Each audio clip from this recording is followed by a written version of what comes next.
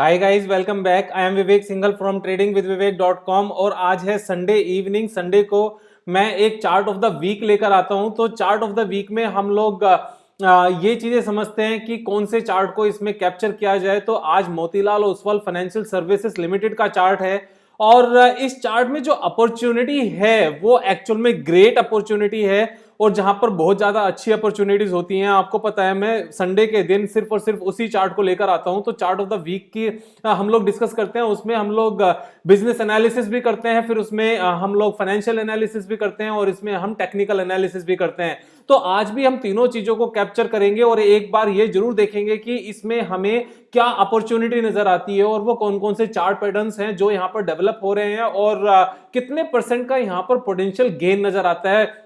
यहां पर जो हमारा एक पोटेंशियल गेन नजर आता है वो बहुत ही अच्छा है। शॉर्ट टर्म में भी, मीडियम टर्म में भी, लॉन्ग टर्म में भी, तभी उसको इसमें कैप्चर इसमें इन्वॉल्व किया है चार्ट ऑफ द वीक में। लेकिन जब मैं ये सब बातें कर रहा हूं तो यहां पर दो चीजें बहुत इंपॉर्टेंट है। सबसे पहले तो कि मैं यहां पर आपको बाय या सेल करने का रिकमेंडेशन नहीं दे रहा हूं। ये आपका अपना डिसीजन होगा कि आपको बाय करना है या सेल करना है। मैं आपको एक केस स्टडी के रूप में सारी चीजें एनालाइज करके बता रहा हूं कि किस तरीके से हमें बिजनेस को एनालाइज करना चाहिए। दूसरा ये कि अगर आपने अभी तक सब्सक्राइब नहीं किया है चैनल को तो सब्सक्राइब जरूर कर लें। साथ के साथ नीचे जाएं, पहले सब्सक्राइब करें, बाद में वीडियो देखना शुरू करें, क्योंकि जो ये वीडियोस हैं ये एवरीडे 5 o'clock आती हैं और एवरीडे हम लोग अपने ट्रेडिंग एंड इन्वेस्टिंग स्किल्स को इंप्रूव करने की बातें करते हैं। उसमें नई नई चीजें सीखते हैं। कभी कभी मिस जरूर हो जाता है, जैसे यस्टरडे इटसेल्फ मैं यहां पर नहीं था टाउन में, तो उसकी वजह से वो मिस हो गई, या इससे पहले कुछ दिनों के लिए मिस हो गई थी। अदरवाइज अगर आप देखोगे तो डेली हम लोग एक 5 o'clock ठीक 5 o'clock एक वीडियो लेकर आते हैं। तो यहां पर हम डिस्कस करते हैं मोतीलाल ओसवाल फाइनेंशियल सर्विसेज के बिजनेस को समझने के लिए सबसे ज्यादा इंपॉर्टेंट जो जगह होती है वो होती है उनकी अपनी वेबसाइट। अगर वेबसाइट पे जाकर देखा जाए तो वहां पता चल जाता है कि ये किस बिजनेस में है और इनका क्या क्या बिजनेस है। तो यहां पर अगर देखें तो financial services, broking and distribution, asset management, private wealth management, home finance, institutional equities, private equities and investment banking. तो यहां पर अगर ये इतने सारी चीजें लिखी हुई हैं तो इसमें जो सबसे मेन है मैं आपको बता दूं वो इनका है पीएमएस में जो पोर्टफोलियो मैनेजमेंट सर्विस है। पोर्टफोलियो मैनेजमेंट सर्विस में ये इंडिया के लार्जेस्ट हैं। तो इंडिया के लार्जेस्ट होना कभी भी, मतलब 140 करोड़ की पॉपुलेशन में किसी भी सेगमेंट में लार्जेस्ट होना वो एक अचीवमेंट होती है और वो बहुत अच्छी अचीवमेंट है, बहुत बड़ी अचीवमेंट है। दूसरा इनका जो मेन बिजनेस है वो है ब्रोकिंग का। तो जो कन्वेंशनल ब्रोकिंग है, जो डिस्काउंटेड ब्रोकिंग वाले कंपनीज हैं उनकी बात अलग है। जो नॉर्मल ब्रोकिंग में है उनमें भी ये एक अच्छी लीडिंग कंपनी है। तो दूसरा इनका ये बिजनेस है। तीसरा इनका बिजनेस है प्राइवेट इक्विटी का और उसके बाद में इनका बिजनेस है एसेट मैनेजमेंट का। इनके म्यूचुअल फंड्स हैं और वो म्यूचुअल फंड अच्छा परफॉर्म भी करते हैं और नेस्डेक वाला इनका फंड काफी अच्छा है और उसके बाद में ये होम फाइनेंस में भी हैं। तो बेसिकली ये एक इंटीग्रेटेड कंपनी है जिसमें फाइनेंशियल्स को लेकर काफी चीजें हैं और आने वाले टाइम में जो यहां पर मुझे इन ग्रोथ नजर आती है वो इंश्योरेंस बिजनेस भी इसमें इन्वॉल्व होता हुआ नजर आता है और बाकी चीजें जितने भी फाइनेंशियल बिजनेस है, कंज्यूमर फाइनेंस वगैरह, वो सब कुछ इसमें नजर होता हुआ आता है। ये मेरा मानना है, क्योंकि जब एक पर्टिकुलर सेगमेंट में बिजनेस अच्छा कर रहा होता है तो दूसरा उसमें वर्टिकल ऐड करना मुश्किल नहीं होता, वो आसान होता है। क्योंकि जब इनके बिजनेस पार्टनर्स इतने हैं जो फ्रेंचाइजी के रूप में हैं, तो वहां पर जब वो एक पर्टिकुलर प्रोडक्ट को बेच रहे होते हैं, सेल कर रहे होते हैं, उसी के साथ में दूसरे प्रोडक्ट को ऐड करना आसान होता है। ये इसी तरीके से होता है कि जैसे डाबर च्यवनप्राश जहां पर बेचता है उसी पर जाकर उन्होंने अपना हैंड सैनिटाइजर भी रख दिया। तो ना तो सेल्समैन उनको ज्यादा रखने पड़े, ना ही उनको नए कस्टमर बनाने पड़े और ना ही उनको अपने लॉजिस्टिक्स डिफरेंट ऐड करनी पड़ी। सब कुछ सेम था। जहां पर एक चीज जा रही थी वहां पर दो जाती है। सेम ही चीज यहां पर है कि जहां पर एक चीज बिकती थी अब वहां पर ज्यादा बिकेंगी। तो ये चीज इनके मेन बिजनेस में है। उसके बाद में जब हम फाइनेंशियल्स की तरफ आते हैं तो फाइनेंशियल्स में दो तीन चीजें बहुत इंपॉर्टेंट होती है। जैसे यहां पर मार्केट कैपिटलाइजेशन की हम बात करें तो $1 बिलियन से ज्यादा बड़ी कंपनी है।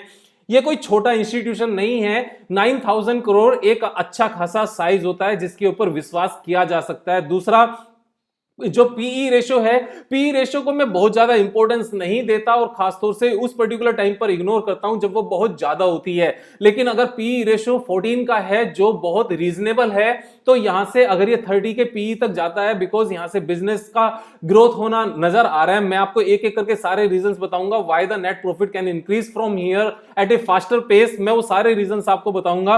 तो यहां पर ये एक अच्छा पीई है जो हमें सपोर्ट करेगा।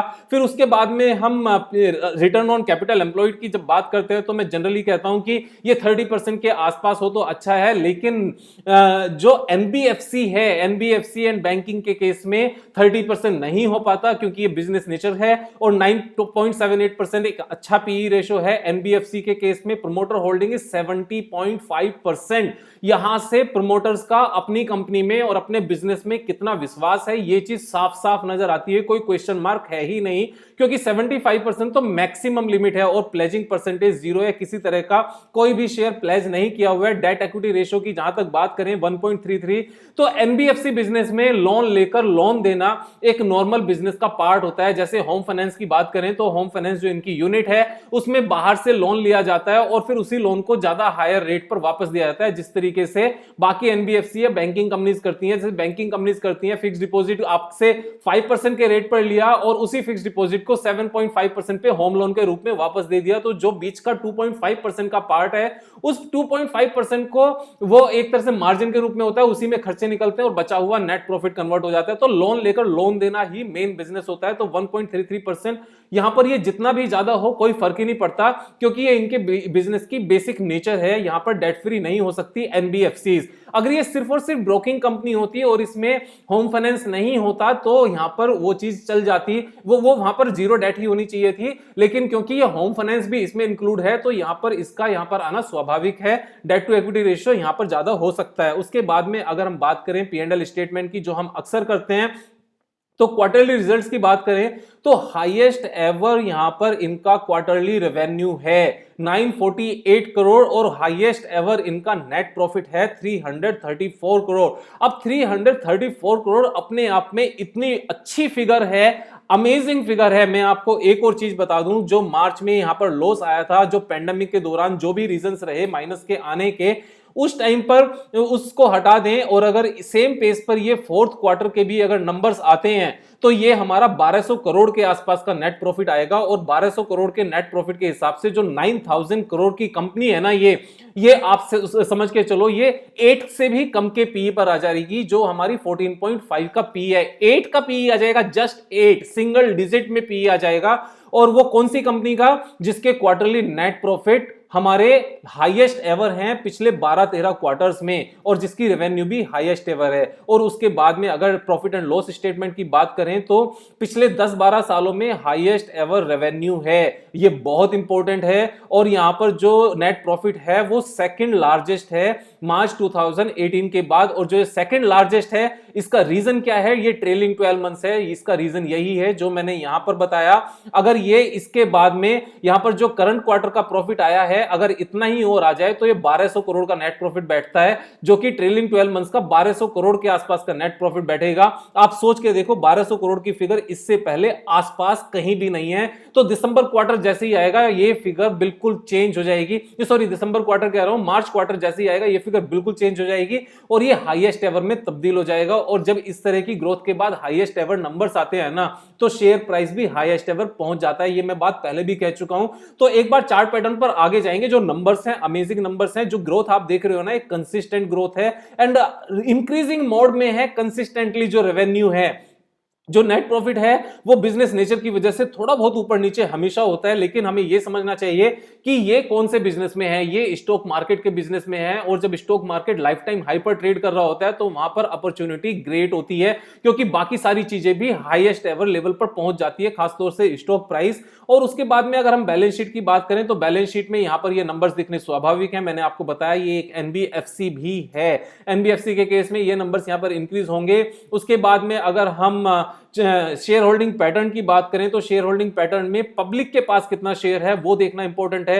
पब्लिक अगर रिटेलर्स के पास 10% से कम है ना, तो वहां पर शेयर होल्डिंग पैटर्न पर किसी भी तरह का डाउट आता ही नहीं है। ये नंबर्स ऊपर नीचे चेंज जरूर हो रहे हैं। एफआईआई का इसमें होल्डिंग कम हुआ है, तो जितना एफआईआई का होल्डिंग कम हुआ है उतना यहां पर डीआईआई का होल्डिंग बढ़ गया है, तो उस चीज की इंपॉर्टेंस खत्म हो जाती है। अगर हम रिटेलर्स की बात करें तो 15.69% का यहां पर पब्लिक के पास टोटल है, और 15.69 में से अगर हम नवीन अग्रवाल जी का हटा देते हैं 5.26 लेस कर देते हैं, उसके बाद में रजत का हम यहां से लेस करते हैं 1.19%, तो रिटेलर्स के पास सिर्फ और सिर्फ 9.24% बच जाता है, और 10% से कम होना अपने आप में अच्छा है। तो यहां पर भी ये चीजें पास हो जाती हैं, ये सारी चीजें पास हो गई। अब बात करते हैं यहां पर जो टेक्निकल्स हैं, टेक्निकल यहां पर हमें क्या सिखा रहे हैं। तो टेक्निकल एक्चुअल में ये ग्रेट लेवल है, मैं बता दूं आपको, बार बार मैं कह रहा हूं, यहां पर इतने सारे चार्ट पैटर्न्स बन रहे हैं कि वो अमेजिंग है। और यहां पर आप अगर ये चीज देखोगे ना, तो यहां से मैं इसको राउंडिंग पैटर्न भी है, राउंडिंग पैटर्न बनने के बाद में ये 200 मूविंग एवरेज पर भी है, उसके बाद में दो तीन चीजें और यहां पर बन रही हैं, मैं आपको वो भी दिखाता हूं कि यहां पर ये एक हेड एंड शोल्डर पैटर्न भी बन रहा है। और वो हेड एंड शोल्डर पैटर्न किस तरीके से है कि ये हेड एंड शोल्डर पैटर्न हमें ये दिखाता है कि ये आपका शोल्डर है और ये आपका हेड है और ये आपका राइट शोल्डर है। अब जब ये इस तरह का पैटर्न बनता है तो ये इसी तरीके से चीजें चलती हैं, क्योंकि ये मेरा एक्सपीरियंस है। उसमें इसमें काफी लोग इस चीज पर डाउट भी करते हैं कि विवेक ऐसे थोड़ी होता है जिस तरीके से आप बोल रहे हो, लेकिन ये चीजें ऐसी ही हैं और मैंने इस तरह की चीजें ऑब्जर्व की हुई हैं, देखी हुई हैं, उसके बाद में मैं ये चीज बोलता हूं। तो यहां से जो इसका एक्चुअल में टारगेट नजर आता है वो टारगेट नजर आता है 35% का इसमें डेप्थ है। अगर इसको यहां से जो ब्रेकआउट लेवल होगा वहां से इसको लगाया जाए तो करंट लेवल से इसका जो टारगेट आता है, इमीडिएट टारगेट है ये हमारा 921 का। इमीडिएट का मतलब ये नहीं है कि 2 दिन में आ जाएगा, इमीडिएट का मतलब है जिस तरीके से ये पैटर्न बनेगा, यहां से ब्रेकआउट देगा और फिर चलता हुआ यहां पहुंच जाएगा। उसमें 6 मंथ्स लगेंगे, 7 मंथ्स लगेंगे, वो एक अलग पॉइंट है। लेकिन अगर 6-7 मंथ्स में हमारा जो यहां पर टारगेट, जो करंट प्राइस से जो ये टारगेट तक की दूरी है, दैट इज 49%, 50% का यहां से गेन है। अगर इसमें 1 साल भी लग जाए तो भी क्या बुराई है, मतलब सिंगल शॉट 50% का गेन नजर आता है। उसके बाद में एक और जो चार्ट पैटर्न नहीं है, बेसिकली इसको मैं कहता हूं लाइफ टाइम के लिए जो हम कंपनी रख सकते हैं। लाइफ टाइम के लिए मतलब लाइफ टाइम हमेशा के लिए उस सेंस में नहीं, लाइफ टाइम टारगेट के लिए जो इसका हाईएस्ट एवर लेवल था, अगर वहां तक रखा जाए तो करंट प्राइस से इसका जो टारगेट अचीव होता जो आता है वो आता है 158%। अब अगर ये 158% पहुंचने में 2 साल भी लगे, जो मेरे ख्याल से उससे ज्यादा नहीं लगने चाहिए, जिस तरह की मार्केट सिचुएशन है, जिस तरह का चार्ट पैटर्न है, जिस तरह का बिजनेस है, और जिस तरह का यहां पर इनके नेट प्रॉफिट्स और quarterly net profit and yearly net profit आ रहे हैं, और जिस तरह के आगे आने की उम्मीद है, 2 साल से ज्यादा मेरे हिसाब से नहीं लगना चाहिए। तो मैं यहां पर बायर हूं इस लेवल पर, और ये एक अमेजिंग अपॉर्चुनिटी है मेरे हिसाब से। तो आप अपना सोच समझ के कर लेना, दोस्तों के साथ शेयर करना अगर उनको भी साथ में अमीर बनाना चाहते हो, ये मैं बार बार कहता हूं। और क्योंकि ये चीज इंपॉर्टेंट है, जब दोस्तों की ब्लेसिंग्स मिलती है ना, तो सीरियसली हमारी लाइफ ज्यादा बेटर होती है। दोस्तों की भी और बड़ों की भी ब्लेसिंग्स लेना बहुत इंपॉर्टेंट है। इसीलिए अगर आपको कोई अच्छी चीज नजर आए तो दोस्तों के साथ शेयर करना चाहिए और चाहिए। अगर आपने सब्सक्राइब नहीं किया तो आप भी सब्सक्राइब कर लेना। कल फिर मिलेंगे एक नई वीडियो के साथ अपने सारे ट्रेडिंग एंड इन्वेस्टमेंट स्किल्स को इंप्रूव करने के लिए। और अगर बिजनेस को सीखना है तो इस तरीके से करना शुरू करो। उसमें बिजनेस एनालिसिस भी होनी चाहिए, उसमें फाइनेंशियल एनालिसिस भी होनी चाहिए, और उसमें टेक्निकल एनालिसिस भी होनी चाहिए। कल फिर मिलेंगे, तब तक के लिए मजे करो यार।